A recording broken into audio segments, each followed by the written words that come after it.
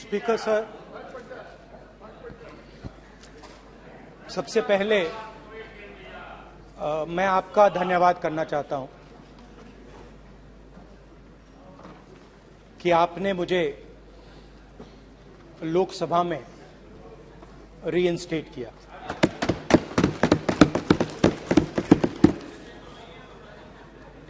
और पिछली बार जब मैं बोला तो शायद मैंने आपको थोड़ा कष्ट भी पहुंचाया, क्योंकि मैंने इतनी जोरों से अदानी जी पे फोकस किया कि जो आपके सीनियर नेता हैं शायद उनको थोड़ा कष्ट हुआ। तो वो जो उनको कष्ट हुआ,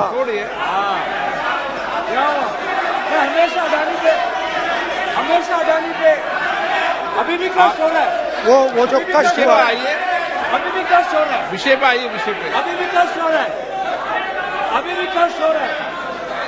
ये देखिए, ये सारे नहीं, मगर सुनिए ये है। तो वो जो कष्ट हुआ 1 2 3 4 5 उसका असर शायद आप पे भी थोड़ा हुआ।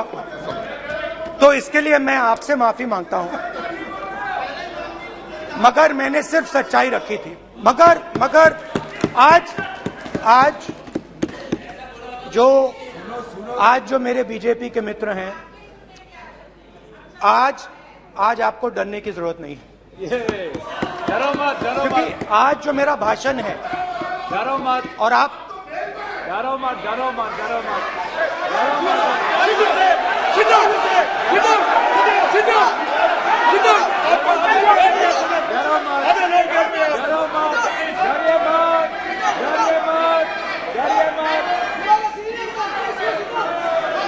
स्पीकर सर, अरे बैठे ब्रदर।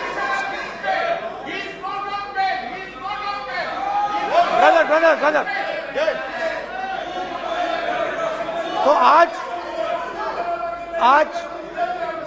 आज कोई घबराने की जरूरत नहीं है। आज मैं अपना भाषण, मेन जो भाषण है वो अदानी जी पे नहीं बोलने जा रहा हूं। आप छोड़िए, तो आप रिलैक्स कर सकते हैं, आप शांत रह सकते हैं, क्योंकि मेरा भाषण आज दूसरी डायरेक्शन में जा रहा है।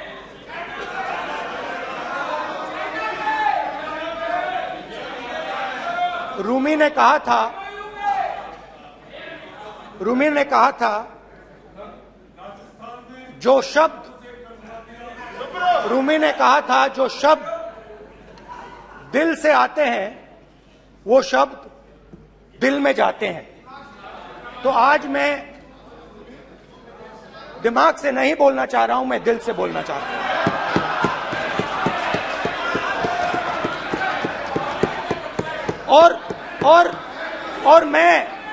और मैं आज आप लोगों पर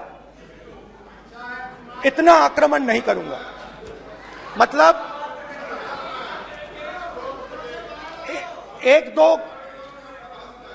एक दो गोले जरूर मारूंगा, मगर इतना नहीं मारूंगा।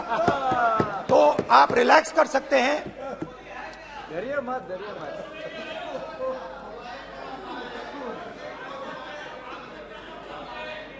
अरे रक्षा मंत्री जी आज संभाल लेंगे आप लोग।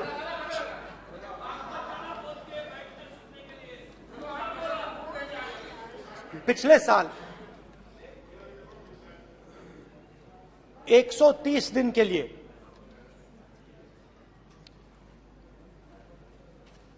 मैं भारत के एक कोने से दूसरे कोने तक गया। अकेला नहीं, बहुत सारे लोगों के साथ।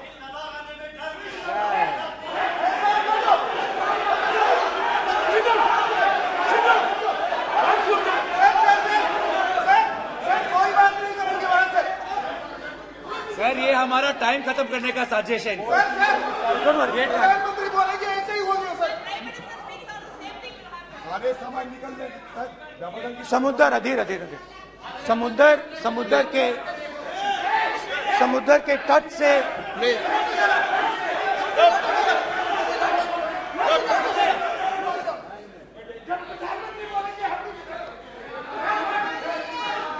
माननीय सदस्य प्लीज प्लीज ऐसे धमकाने का बात की मत बोलो यहाँ पे यहाँ पे बोलिए,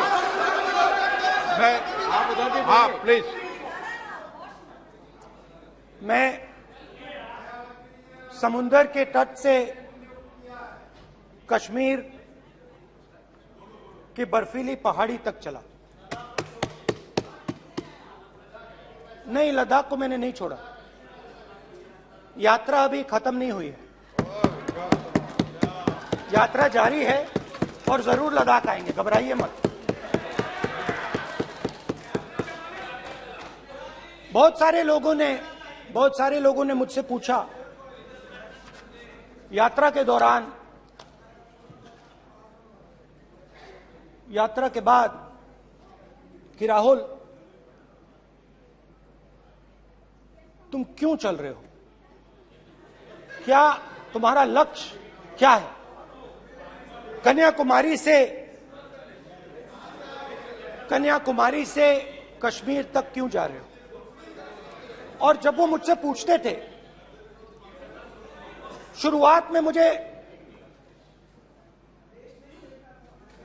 मेरे मुंह से जवाब नहीं निकलता।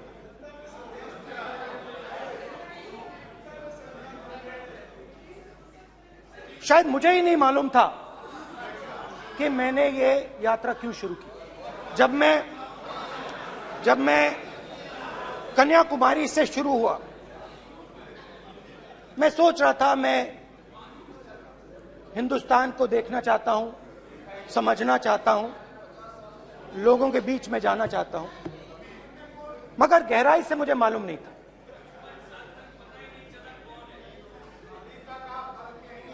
थोड़ी देर में मुझे बात समझ आने लगी।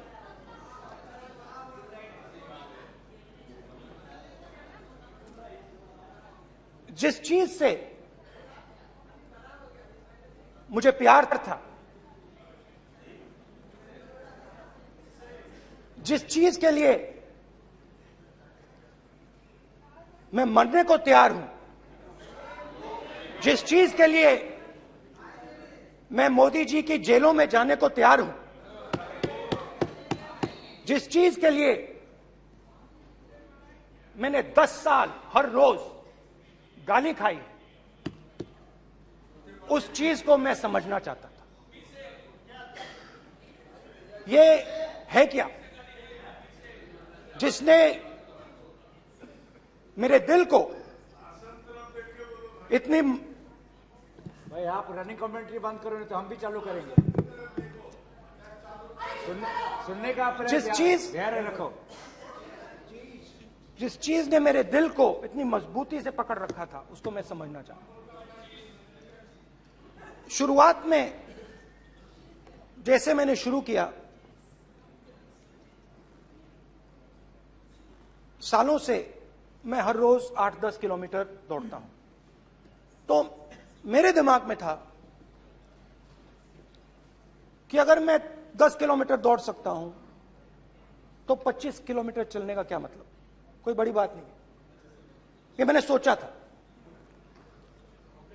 आज मैं उस भावना को देखूं तो वो अहंकार था कि मैं ये कर सकता हूं, ये कुछ नहीं है। तो मेरे दिल में उस समय अहंकार था।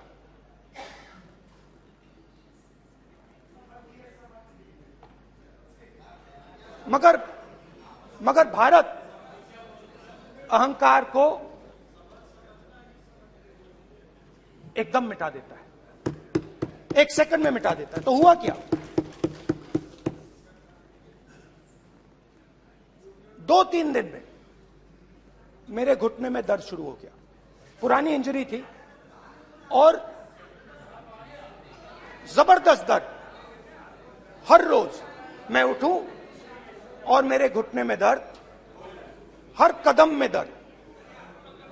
तो पहले 2-3 दिनों में जो अहंकार था,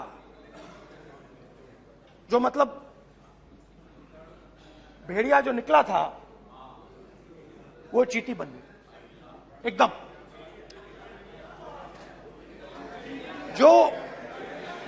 जो हिंदुस्तान को अहंकार से देखने निकला था, वो पूरा का पूरा अहंकार गायब हो गया। और रोज मैं डर डर के चलूं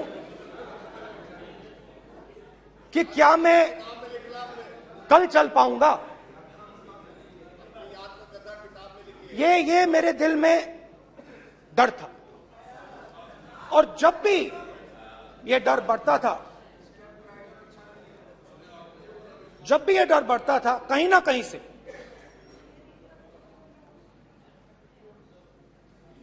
कोई ना कोई शक्ति मेरी मदद कर देती। एक दिन मैं सह नहीं पा रहा था, एक छोटी सी लड़की आती है, मुझे चिट्ठी दे देती। मैंने चिट्ठी खोली, 8 साल की थी, उसमें लिखा था, Rahul, I am walking with you, don't worry.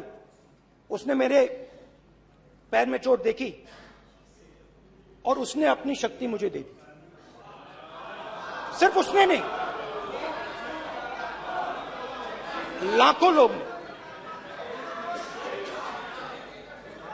और शुरुआत में जब मैं चल रहा था, कोई किसान आता था, मैं एकदम पहले उसको अपनी बात बताता था कि आपको ये करना चाहिए, आपको इस प्रकार से काम करना चाहिए। मगर इतने लोग आए, हजारों लोग आए, कि थोड़ी देर में मैं बोल नहीं पाया।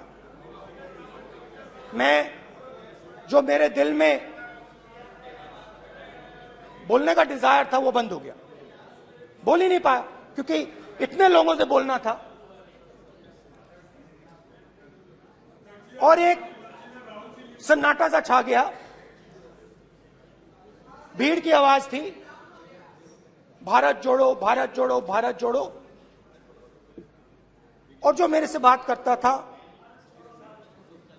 उसकी आवाज में सुनता गया।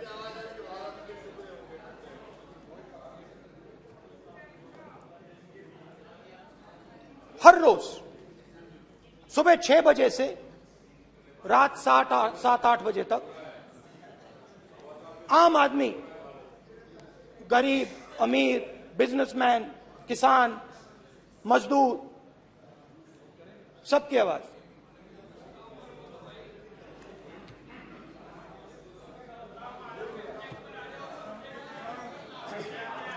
आ रहा हूं।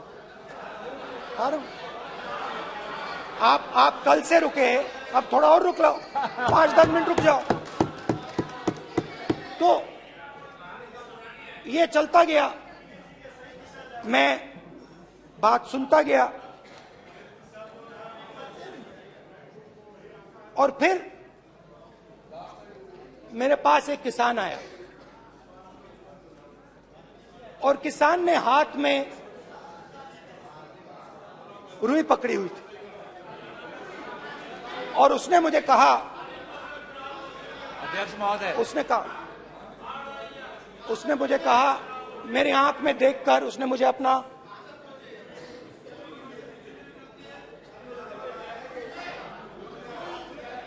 वो रुई का बंडल दिया, और उसने कहा, राहुल जी, यही बचा है मेरे खेत का, यही बचा है, और कुछ बचा नहीं है। मैंने उससे, जो मैं नॉर्मली सवाल पूछता था, भैया आपको बीमा का पैसा मिला, वो पूछा। बीमा का पैसा मिला, वो पूछा। और किसान ने मेरा हाथ पकड़ा। किसान मुझे कहता है कि नहीं राहुल जी, मुझे बीमा का पैसा नहीं मिला। हिंदुस्तान के बड़े उद्योगपतियों ने वो मुझसे छीन लिया। मगर इस बार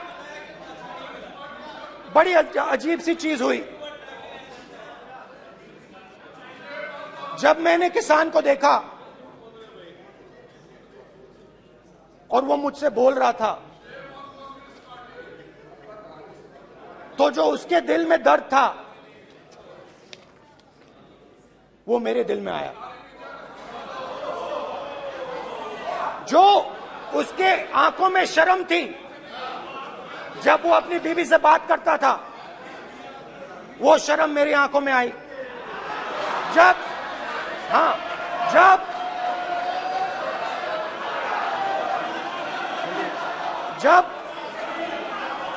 उसकी जो भूख थी वो मुझे समझ आई। और उसके बाद यात्रा बिल्कुल बदल गई। मुझे भीड़ की आवाज नहीं सुनाई देती थी, मुझे सिर्फ उस व्यक्ति की आवाज सुनाई देती थी जो मेरे साथ बात कर रहा था। उसका दर्द, उसकी चोट, उसका दुख, मेरा दुख, मेरी चोट, मेरा दर्द बन गया। समझने की कोशिश करो।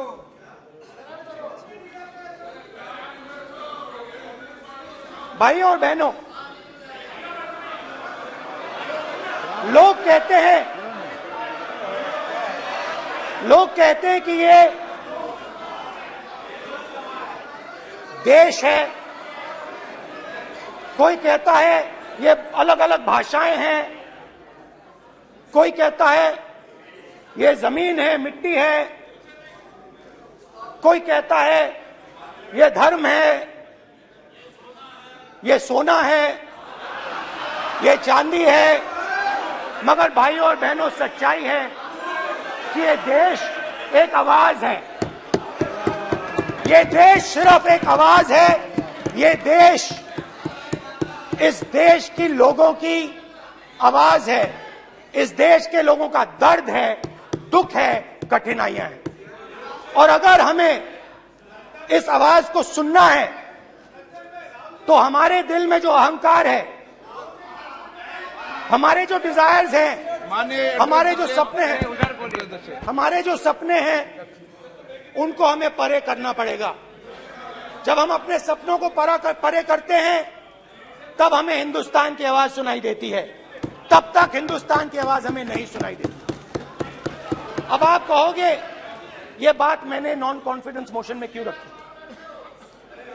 इसका क्या मतलब है कि भारत एक आवाज है, भारत लोगों का दुख है, भारत लोगों का कष्ट है, मुश्किलें हैं। क्योंकि भाइयों और बहनों,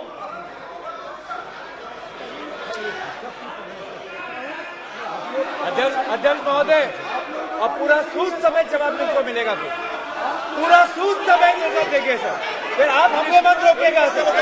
अध्यक्ष महोदय, फिर आप हमें मत रोकेगा सर। आप हमें मत रोकेगा। फिर आप हमें मत रोकेगा।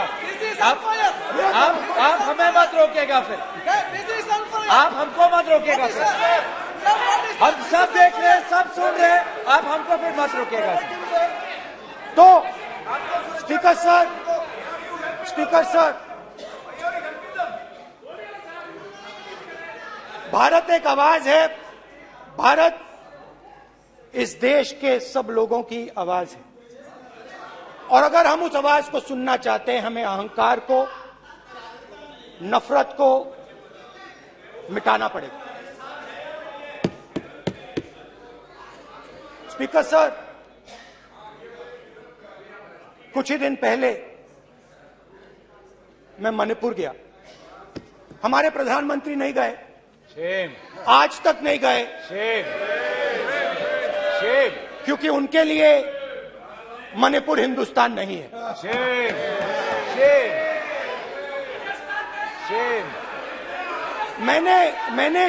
मैंने मणिपुर शब्द प्रयोग किया, मगर आज की सच्चाई यह है कि मणिपुर नहीं बचा है। मणिपुर को आपने दो भाग में कर दिया है। मणिपुर को आपने बांट दिया है, तोड़ दिया है। मैं मणिपुर में रिलीफ कैंप्स में गया। रिलीफ कैंप में आज जा रहा हूं,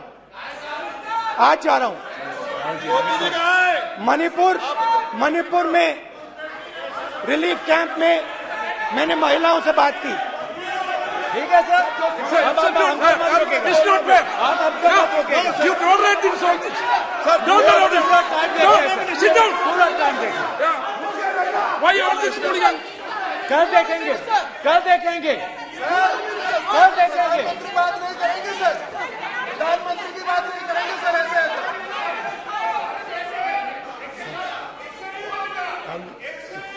सूद समय मैं जवाब मणिपुर मिलेगा। गया और मणिपुर के कैंप्स में मैंने महिलाओं से बात की, बच्चों से बात की, जो हमारे प्रधानमंत्री जी ने आज तक नहीं किया।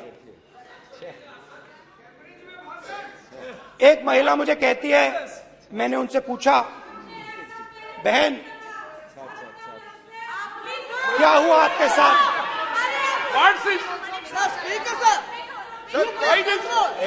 ऐसा होगा सर, एक एक मंत्री बोल रहे हैं, कल आप बोले एक एक मंत्री खड़े होके बोल रहे हैं, एक एक मंत्री खड़े होके ऐसे कर रहे हैं, एक एक मंत्री खड़े होंगे तो पूरे सांसद खड़े होंगे यहाँ पे, पूरे सांसद खड़े होंगे यहाँ पे। बैठे नहीं है, चुपचाप करिए, पूरे सब खड़े होंगे, पूरे सब खड़े होंगे। कल कांग्रेस पार्टी ने पूरा देश खड़ा होगा आपके खिलाफ, तो पूरा देश कल आपके खिलाफ खड़ा होगा। मैं बहुत सारी महिलाओं से बात किया, मगर मैं आपको दो उदाहरण देना चाहता हूं। एक महिला मुझे कहती है, मैंने कहा क्या हुआ तुम्हारे साथ? कहती है, मेरा छोटा सा बेटा, महिला का सम्मान करें प्लीज, ये सम्मान। एक ही बच्चा था मेरा, कोई शर्म कर लो गल मारी। एक ही बच्चा था मेरा, मेरे सामने, मेरे आंखों के सामने उसको गोली मारी है। मैं पूरी रात, आप सोचिए, आप अपने बेटे के बारे में, बेटों के बारे में सोचिए, मैं पूरी रात उसकी लाश के साथ लेटी रही। झूठ नहीं, झूठ आप बोलते हो, झूठ मैं नहीं बोलता हूं। मैं पूरी रात उसकी लाश के साथ लेटी रही और फिर मुझे डर लगा, मैंने अपना घर छोड़ दिया, जो भी मेरे पास था वो मैंने छोड़ दिया। मैंने उनसे पूछा, कुछ तो लाई होगी? कहती है, नहीं, सिर्फ मेरे जो कपड़े हैं ये मेरे पास हैं। और फिर इधर उधर ढूंढती है और एक फोटो निकालती है और मुझे कहती है, यही मेरे पास अब बची है।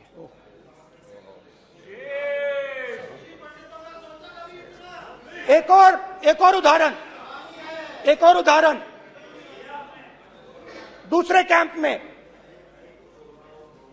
मैं, एक महिला मेरे सामने आती है, मैं उससे पूछता हूं, तुम्हारे साथ क्या हुआ?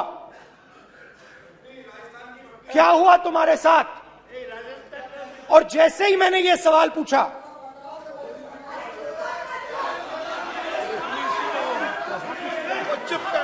जैसे ही मैंने ये सवाल पूछा, आप महिला का दर्द नहीं सुन सकते, महिला का दर्द नहीं सुन सकते, महिला का दर्द सुनने का आपका धैर्य नहीं है, महिला का दर्द नहीं सुन सकते, महिला का दर्द नहीं सुन सकते। जैसे ही मैंने उससे ये सवाल पूछा, बैठो, जैसे सर, प्लीज सर,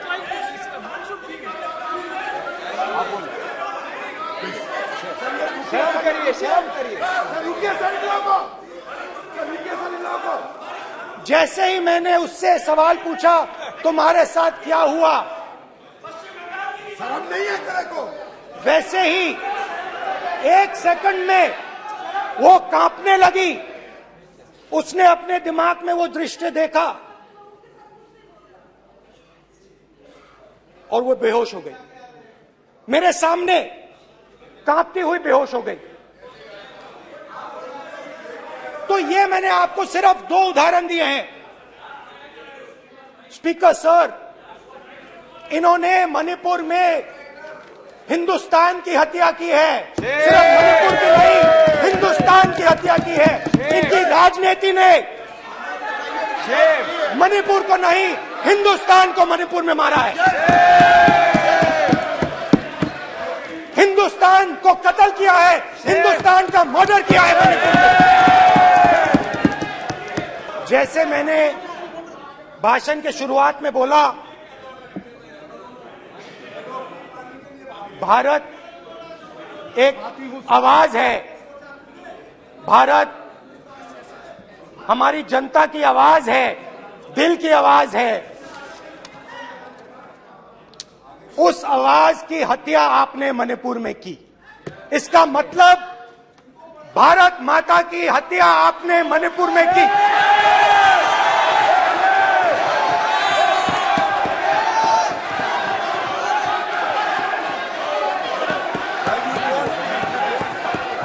भारत माता को आपने मणिपुर के लोगों के मारा, आपने मणिपुर के लोगों को मारकर भारत की हत्या की है। आप देश द्रोही हो, आप देशभक्त नहीं हो, आप देश प्रेमी नहीं हो, आप देशद्रोही हो। आपने देश की हत्या मणिपुर में की। प्लीज प्लीज एक मिनट, प्लीज प्लीज बैठिए, प्लीज प्लीज बैठिए। अब सवाल आप उठता है, बैठना चाहते नहीं बैठना चाहते? आप बैठना चाहते नहीं बैठना चाहते? इसीलिए आपके प्रधानमंत्री चाहते आप? मणिपुर में नहीं जा सकते बैठिए हैं, आप, क्योंकि उन्होंने प्लीज। देश की हत्या की है। मणिपुर में हिंदुस्तान की हत्या की है, भारत माता की हत्या की है। मणिपुर में, मणिपुर के लोगों के दिल में। प्लीज एक मिनट बैठिए आप, एक तो मिनट सवाल बैठिए। उठता है, एक मिनट बैठिए, एक मिनट। आप भी विराजे, आप भी विराजे, आप भी विराजो, आप भी विराजो। आप बैठिए सही, नहीं बैठिए रहने दो आप, चलो आप बैठिए, बैठिए आप, प्लीज बैठिए आप, प्लीज। आप बोल रहे फिर आप भारत माता के रखवाले नहीं एक हो, मिनट माने सर। आप भारत माता के हत्यारे हो। प्लीज मानस सदस्य, प्लीज प्लीज मानस सदस्य, please please please please please. देखिए माननीय सदस्यगण, प्लीज प्लीज। माननीय सदस्यगण, भारत मां हमारी मां है, हमें सदन में बोलते समय संयम बरतना चाहिए। मेरा अपनी मां की हत्या की बात कर रहा हूं, मैं मणिपुर में अपनी मां की हत्या की बात कर रहा हूं, मैं आदर से बोल रहा हूं। आपने मेरी मां की हत्या की मणिपुर में। एक मेरी मां यहां बैठी है, दूसरी मां को आपने मणिपुर में मारा है।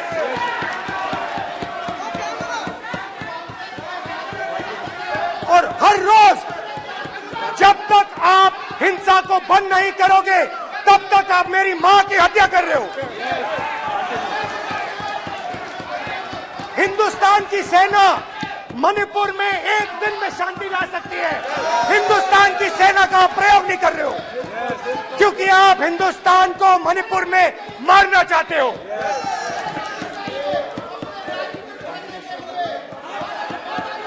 तो अगर नरेंद्र मोदी जी हिंदुस्तान की आवाज नहीं सुनते हैं, अगर हिंदुस्तान के दिल की आवाज नहीं सुनते हैं, तो किसकी आवाज सुनते हैं? दो लोगों की आवाज सुनते हैं। प्लीज इसकी आवाज सुनते हैं, प्लीज माननीय सदस्य, इसकी आवाज सुनते हैं, माननीय सदस्य, और प्लीज। इसलिए सुनते हैं। नो ये गलत तरीका माननीय सदस्य, माननीय देख सदस्य, आपका लीजिए गलत तरीका है। अडानी जी के लिए मोदी जी ने क्या काम नहीं। किया है, देख माननीय लीजिए। सदस्य, आप ये पहले आपको और उसको ये लेकर बाद नहीं आए, में। गलत तरीका आपका। माननीय सदस्य, आपका गलत तरीका है, आप सीनियर सदस्य हैं, आप इस तरीके का व्यवहार सदन में मत करिए। आप बात करिए, लेकिन इस तरीके से पोस्टर लाना ये उचित नहीं है किसी तरीके से। रावण दो लोगों की सुनता था, रावण दो लोगों की सुनता था, मेघनाथ और कुंभकर्ण। वैसे ही नरेंद्र मोदी दो लोगों की सुनते हैं, अमित शाह और अडानी। भाई और बहनों, लंका को हनुमान ने नहीं जलाया था, लंका को रावण के अहंकार ने जलाया था। प्लीज माननीय सदस्य, आप संयमित बोले। आप ये सदन है, आप तरीके से बोलिए माननीय राम सदस्य। ने रावण को नहीं मारा था, रावण के अहंकार ने रावण को मारा था। आप पूरे देश में केरोसिन फेंक रहे हो, पूरे देश में आप केरोसिन फेंक रहे हो। आपने मणिपुर में केरोसिन फेंकी और फिर चिंगारी लगा दी। अब आप हरियाणा में कर रहे हो, पूरे देश को आप जलाने में लगे हो। आप पूरे देश में भारत माता की हत्या कर रहे हो। धन्यवाद स्पीकर।